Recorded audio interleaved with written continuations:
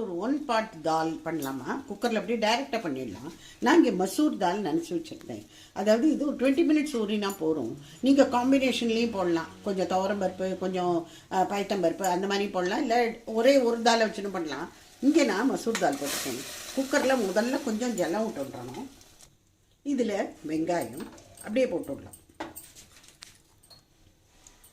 தக்காளி, டொமேட்டோஸ், பூண்டு ஒரு 2 அல்லது 3 போட்டுக்கலாம். இஞ்சி, பச்சை மிளகாய், கருவேப்பிலை, மஞ்சப்பொடி, தனியா பவுடர், உப்பு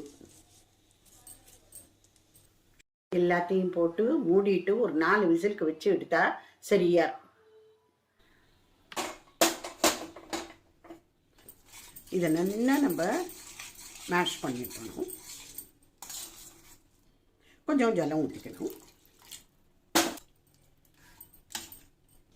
இந்த தாலுக்கு நம்ம மேலேருந்து போடுறதுக்கு ஒரு கார்னிஷ் ஒன்று ரெடி பண்ண போகிறோம். நெய் அதுக்கு ஒரு டேபிள் ஸ்பூன் விட்டுக்கோங்க. கடுகு, சீரகம் கொஞ்சம், இது ஆப்ஷனல், உங்களுக்கு வேணும்னா போட்டுக்கோங்க, ரொம்ப வாசனையாக இருக்கும். சில்லி ஃப்ளேக்ஸ் கொஞ்சம், கொஞ்சமாக பெருங்காயம்,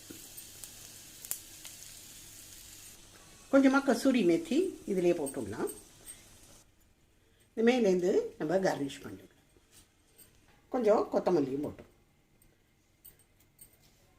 இப்போ இந்த one part dal is ready. சுட சுட சாதத்தோடு சாப்பிட்டா அவ்வளோ டேஸ்டியாக இருக்கும். நீங்கள் எல்லாமும் பண்ணிப்பாங்க.